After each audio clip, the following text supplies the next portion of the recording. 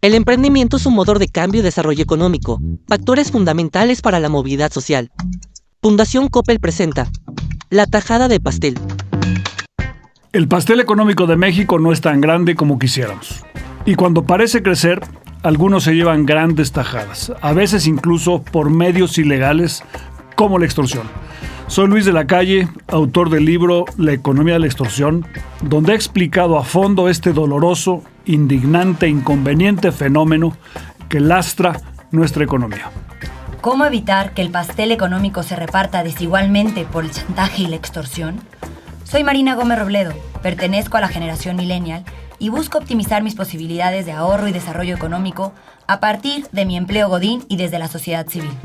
En esta cuarta temporada de La tajada del pastel, nos adentramos a uno de los problemas más urgentes y complejos de nuestro país, la extorsión económica. Analizaremos cómo este fenómeno afecta a empresas de todo tamaño, a trabajadores y en realidad a toda la sociedad, así como qué podemos hacer para combatirlo. Soy Rodrigo Hernández, otro millennial que ha buscado la estabilidad económica a partir del emprendimiento. Escúchanos en tu plataforma preferida y síguenos para que no te pierdas ninguno de nuestros capítulos. Califica y recomienda este podcast para que nadie te extorsione y se quede con el betún de tu pastel económico. Óscar Ocampo es coordinador de Energía y Medio Ambiente en el Instituto Mexicano para la Competitividad. Trabaja en temas de energía y comercio exterior, especialmente relacionados con la implementación del Tratado México-Estados Unidos-Canadá. Previo al IMCO, trabajó como asesor de los consejeros independientes del Consejo de Administración de la Comisión Federal de Electricidad. Bienvenido, querido Óscar. Encantado de tenerte en La tajada del pastel. Muchísimas gracias por la invitación, Luis. Feliz de estar aquí. Bueno, ¿por qué no platicamos en esta ocasión sobre la extorsión? Como recordarás, escribí yo hace un tiempo un libro de economía de la extorsión y las implicaciones que tiene para la sociedad mexicana, para la convivencia entre los mexicanos y el crecimiento económico y las empresas. ¿Tú cómo percibes que la extorsión influye en el comportamiento económico de México? Al final del día, y que creo que compartimos este argumento, es el gran lastre que frena el desarrollo de México. ¿No? Tú solucionas eso, estableces el imperio de la ley y este país se te va a desarrollar en una generación. No sé si puede sonar extremadamente optimista eso, pero de verdad lo creo. Al final, México tiene tantas ventajas para la inversión, para el desarrollo de infraestructura y la constante, ¿no? El gran lastre, sí creo que es la extorsión prevalente, no solamente en términos de crimen organizado, ¿no? Sino también en términos de interacciones con el gobierno municipal, estatal, federal, en términos sindicales. La extorsión prevalente al final del día en todas las actividades que te reduce tu incentivo para invertir, tu incentivo para crecer y más bien te motiva a quedarte pequeño, ¿no? A nadar por debajo del radar. Sí, muchas veces se dice que el problema de México es que no hay Estado de Derecho, pero como que no se aterriza, ¿no? Y un poco la economía de la extorsión dice, no, a ver, lo que queremos decir es que no hay Estado de Derecho y eso permite que haya extorsión y la extorsión tiene consecuencias, ¿no? Dan un par de ejemplos de cómo la extorsión hace que no invirtamos y no crezcamos y no nos convertamos en ese país que dices que podríamos ser. Si esto podemos empezar por un ejemplo cercano a los temas con los que trabajo, ¿no? Que es el sector energético. Al momento, si yo quisiera, por ejemplo, poner un parque solar en alguna zona con alto potencial en México, puede ser el norte del país, puede ser el Bajío, no únicamente tengo que lidiar con el regulador que me va a pedir ciertos requisitos, no únicamente tengo que lidiar con el SENACE, el operador del sistema, quien me tiene que dar un permiso de interconexión, también requiero permisos de impacto ambiental, requiero permisos a nivel municipal, donde tal vez me puedo poner trabas, o más bien para facilitarme el permiso que requiero sí o sí para poder instalar mi parque, me van a pedir probablemente se conoce como una mordida. Y si resulta que estoy operando en un estado con alta presencia de la delincuencia organizada, con alta presencia del narcotráfico, probablemente voy a tener que también dar una mordida para que no me molesten, ¿no? Para protección, como se llama. Y entonces ya no queda tan claro qué tanto negocio es, o ya no queda tan claro qué tanto vale la pena asumir ese riesgo, no solamente económico, sino también hacia mi integridad. Y, y ahí es donde está el gran desincentivo. Quizá en algunas zonas de la Ciudad de México se ve menos, pero voy a otro ejemplo más cercano para los que vivimos en la Ciudad de México. Yo soy residente del centro histórico de esta ciudad, que tiene también un problema, por ejemplo, en las calles con alta presencia del comercio ambulante, donde si yo quiero abrir mi cafetería, si yo quiero abrir mi tienda de telas, si yo quiero abrir cualquier tipo de establecimiento, no solamente voy a tener que lidiar con las inspecciones del gobierno, que a veces correcta, a veces incorrectamente me van a exigir pagos, sino también va a llegar alguien en algún momento que probablemente me va a dar un teléfono, yo voy a contestar y me van a exigir 5, 10 mil, 20 mil pesos semanales, mensuales, para que no me molesten en mi operación, ¿no? Así es que son dos ejemplos en dos mundos aparte. Uno puede ser el México rural del norte del país, otro puede ser el corazón de la capital del país, con el mismo problema, con el mismo desincentivo para invertir y para crecer mi negocio. ¿Les puedes explicar un poquito a la gente qué es un derecho de servidumbre y por qué los derechos de servidumbre se prestan mucho a la extorsión? Pues, tocaste un tema importantísimo, también muy ligado al sector energético, aunque no únicamente del sector energético, ¿no? Al final estamos hablando de los derechos de paso, ¿no? El derecho que yo como desarrollador de cierta infraestructura, puede ser por ejemplo un gasoducto, requiero para atender mi infraestructura a lo largo de distintos predios, a lo largo de distintos municipios. ¿Y por qué eso puede dar margen para la extorsión? Porque al final se vuelve sencillo bloquear un proyecto de muchos miles de millones de pesos, de muchos millones de dólares, siempre y cuando pues, tú tienes que pasar por este municipio, no te lo voy a permitir. Y hazle como quieras, ¿no? A cambio o te lo voy a permitir si me das una mordida. Y al final el poder extorsionador es elevado porque muchas veces es tu única opción, ¿no? Al final no es tan sencillo retrasar un gasoducto. Y en la medida que los derechos de servidumbre, como funcionan hoy en día, que son de un pago único, al final es un diseño que sí te incentiva la extorsión, sí te incentiva a, a que cierto propietario de algún predio, a que ciertos municipios vean hay una fuente de ingresos extraoficiales, con la consecuencia de que si no se paga esta extorsión, se puede caer un proyecto o se puede detener un proyecto por mucho tiempo. Ejemplos hay muchos, ¿no? Ejemplos hay muchos de casos de este tipo. Y al final ahí, pensando un poquito en la parte propositiva, y Luis, es algo que tú has escrito varias veces, la solución para este tipo de problemas es replantear los derechos de servidumbre, ¿no? Pensarlos como una renta a lo largo de los quizá 30 años de vida útil que pueda tener ese proyecto, donde los municipios por donde pasen esos gasoductos se puedan beneficiar, ¿no? Pero puedan beneficiarse en el largo plazo. Vean un incentivo de largo plazo para atraer esa infraestructura, para pelearse por esa infraestructura y no lo contrario, ¿no? Para acabar ahuyentando ese tipo de desarrollo. Sí, o sea, el parquímetro termina con el franelero, ¿no? Porque el Estado ejerce su derecho de propiedad sobre la banqueta y el arroyo vehicular. Y el pago por el paso de un ducto o de una vía de tren o de una línea de transmisión al municipio como si fuera un impuesto predial, pues funcionaría de una manera equivalente. Terminaría también promoviendo la inversión en el municipio y probablemente terminaría también con el huachicol, porque podrías tú solamente pagar si estuviera fluyendo el tren o estuviera fluyendo el gas o la gasolina en el ducto. Por supuesto, y tú como municipio tienes el incentivo de cuidar esa infraestructura, ¿no? De utilizar los recursos a tu disposición para proteger esa infraestructura. Tú acabas de tocar otro tema también importantísimo en términos de reducción de la extorsión, ¿no? Que es el impuesto predial, ¿no? Yo creo que es el gran antídoto al final para que te permitiría tener municipios funcionales, y un municipio funcional que cobra impuesto predial tiene el instinto de proteger su base recaudatoria, ¿no? Porque al final es de lo que vives, ¿no? Y esa es una vieja propuesta tuya que creo que vale mucho la pena explicar un poco brevemente, ¿no? Que es alinear los incentivos, premiar a los municipios que recauden impuesto predial, porque al final solo así van a tener los incentivos alineados para proteger los negocios, para proteger o atraer las nuevas inversiones que les permitan incrementar sus recursos, ¿no? Al final estarías generando ahí un círculo virtuoso que hoy la realidad es que no existe o existe en pocos municipios y también quizá en la Ciudad de México. Vivimos un poco la extorsión en lo pequeño y en lo grande, ¿no? Desde que no te quieren conectar la electricidad, tienes que darle una lana para que te conecte, o el propio funcionario de la compañía de luz te conecta un diablito siempre y cuando le des una lana y entonces todo el mundo pierde, hasta que no puedas instalar una planta grande porque no se puede poner el gasoducto, ¿no? Pero ¿cuál es el costo que tiene para el país que tengamos esta práctica de la extorsión tan extendida en lo pequeño y en lo grande?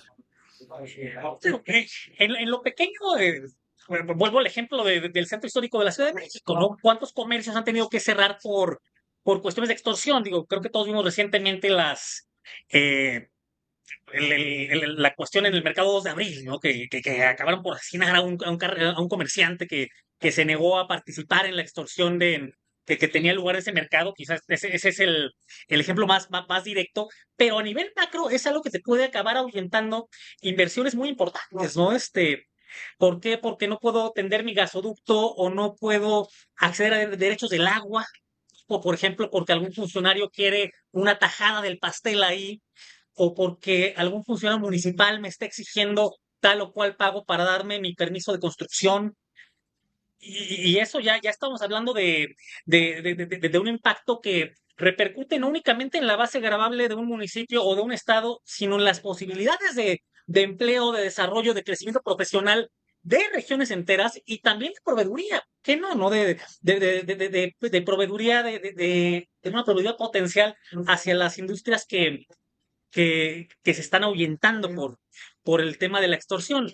Y al final no es consecuencia perdón, no es coincidencia que entidades como Oaxaca, por ejemplo, que no se han logrado incorporar a la cadena de producción de América del Norte, sea tan complicado desarrollar proyectos, ¿no? Por ejemplo, si yo quisiera hacer un parque eólico quizá en el Istmo, bueno, es complicado porque va a haber muchos actores involucrados, va a haber gobiernos municipales, gobierno estatal, reguladores, organizaciones comunitarias, ¿no? Que me tengo que arreglar con muchas personas y eso es muy complicado. Digo, al final no es la única explicación de por qué hay poca inversión en Oaxaca, que eso posiblemente vaya a cambiar en el mediano plazo con el proyecto transísmico, pero sí es una de ellas, ¿no? La falta de certidumbre, la falta de Estado de Derecho que eleva el costo de la inversión a tal grado que quizá prefiero irme a otro lado, a pesar de que, por ejemplo, Oaxaca tiene una ubicación privilegiadísima en términos de energía eólica.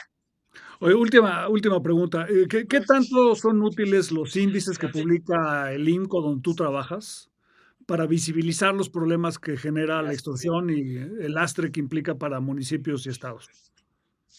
Yo te diría que tremendamente útiles en la medida que tienes información desagregada a nivel estatal, a nivel 60 y tantas ciudades, con indicadores desde funcionamiento del gobierno hasta delincuencia, distintos tipos de delitos, digitalización o posibilidades de digitalización, infraestructura existente.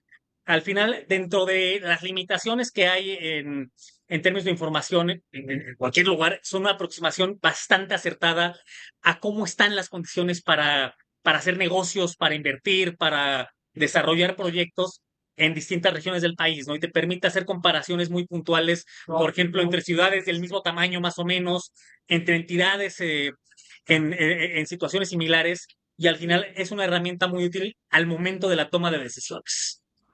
Excelente, mi querido Oscar. Pues gracias por participar en la tajada del pastel e ilustrarnos con tus vastos conocimientos sobre este tema. Encantado de estar contigo. Gracias a ti, Luis. Encantado.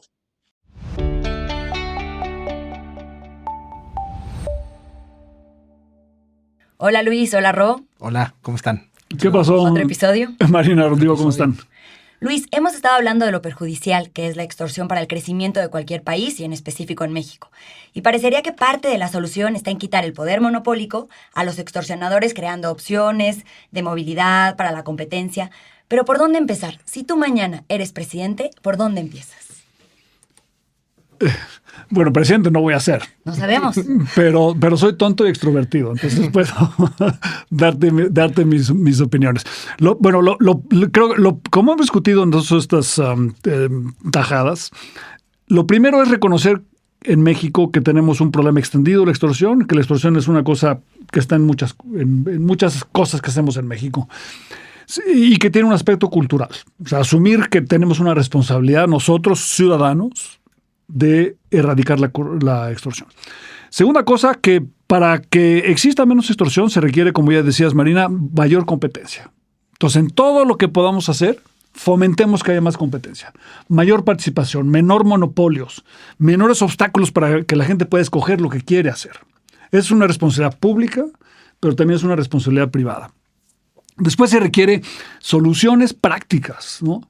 El ejemplo de los parquímetros es por eso tan importante, porque es un ejemplo muy claro de cómo tú puedes solucionar la extorsión si empiezas a ejercer los derechos de propiedad. Y no son propiedad privada, aquí son derechos de propiedad pública, pero también los derechos de propiedad privada. Entonces viene la segunda idea de política pública, que es el cobro apropiado del impuesto predial. Porque en la medida en que los presidentes municipales y los gobernadores cobren el impuesto predial adecuado, tienen un incentivo para invitar a que haya inversión en sus municipios y estados, porque esa se vuelve su base gravable, a que se respeten los derechos de propiedad y evitar el derecho de piso, ¿no? En tercer lugar, se requiere también de una profundización de la democratización de los sistemas de distribución, porque mucha de la extorsión que se da en México se da en los sistemas de distribución. Y la digitalización, la existencia de plataformas digitales, pueden hacer una contribución muy importante para que las empresas pequeñas, sobre todo, puedan adquirir los insumos que se requiere, conseguir la tecnología que necesitan para poder producir de una manera correcta y vender fuera de su propio ámbito para que se multipliquen sus opciones, ¿no? Y del lado del gobierno, además de digamos, la idea del impuesto predial, se requiere, por supuesto, la profesionalización de los órganos reguladores, ¿no?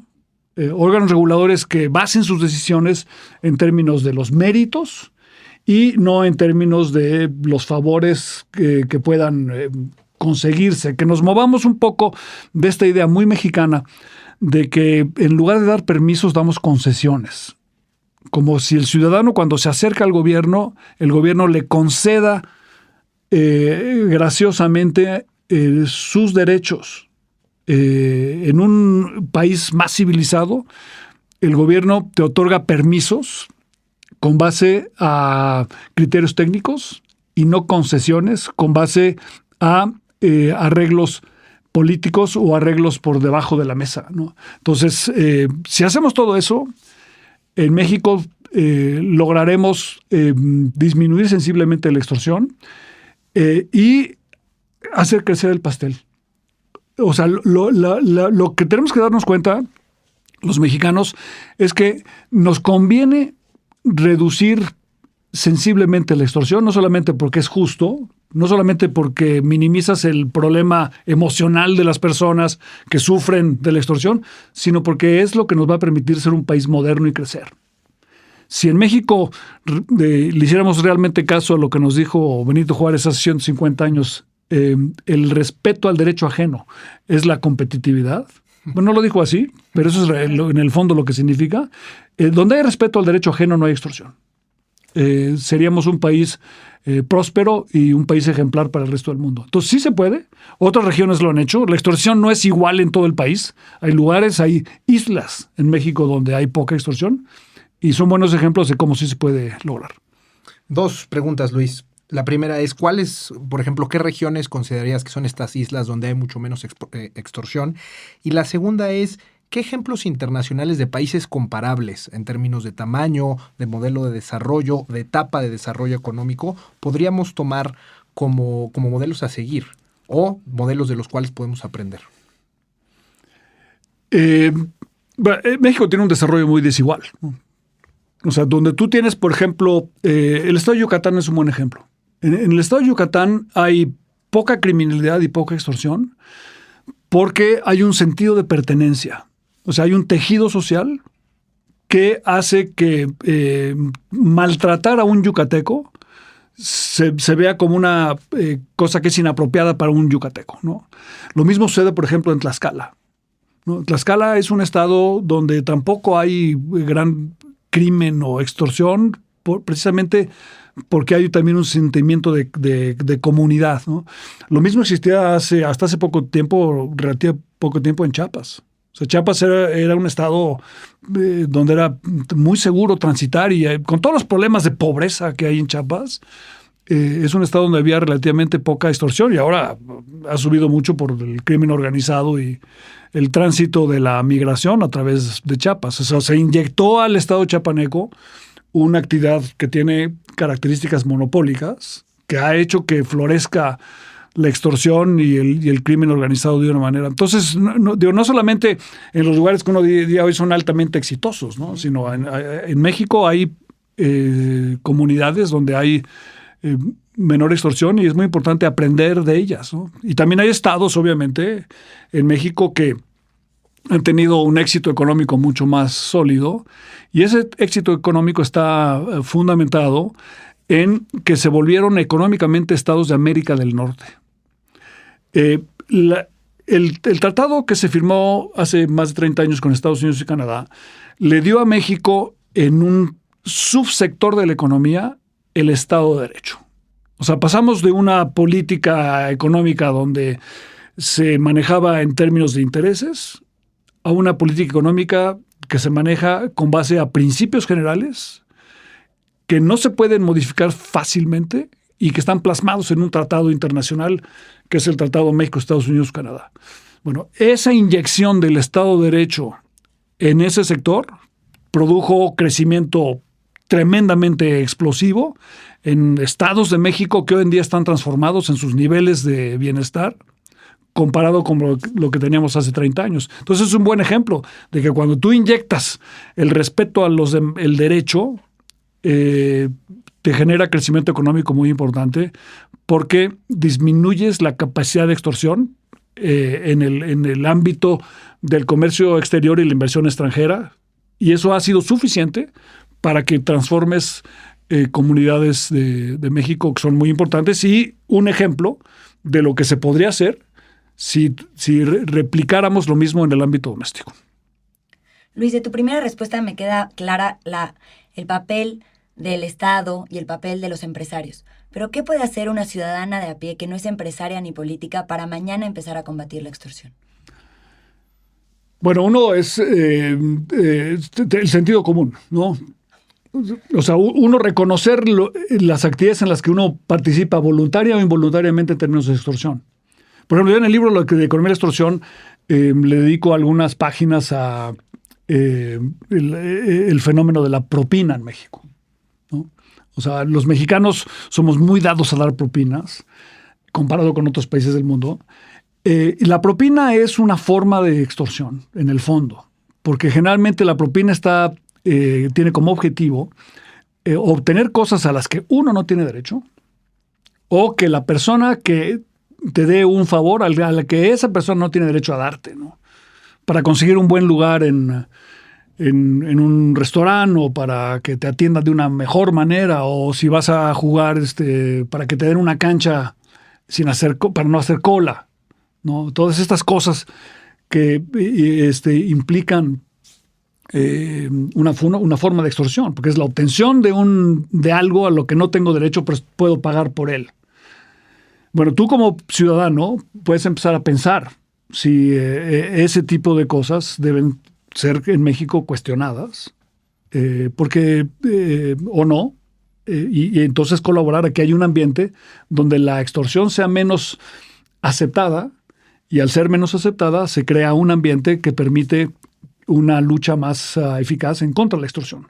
Porque cuando el criminal dice, no, es que como todo mundo lo hace, yo también lo puedo hacer, la sociedad normaliza la existencia de la extorsión y eso hace que la extorsión prevalezca y gane el debate al final del día. Entonces, en la medida que los mexicanos no aceptemos como normal la prevalencia de la extorsión disminuirá irremediablemente y eso hará que el país crezca de una manera mucho más justa, incluyente, porque el que puede dar propina es el que tiene los recursos para hacerlo y es el que va a terminar teniendo los mejores lugares. Y eso es, obviamente, te crea una economía donde no tienes igualdad y tampoco tendrás al final del día democracia. Gracias por escuchar la 4ª temporada de La Tajada del Pastel. Búscanos en tu plataforma de audio favorita. Más instrucciones sobre cómo hacer la consulta personal, la duda que tienes y en qué organizaciones aliadas puedes verlo. Pero sobre todo, desde una perspectiva intergeneracional. Sigue, califica y comparte La Tajada del Pastel. Buen provecho. Este es un podcast de la colección Pensando un País, producción de Hook Audio.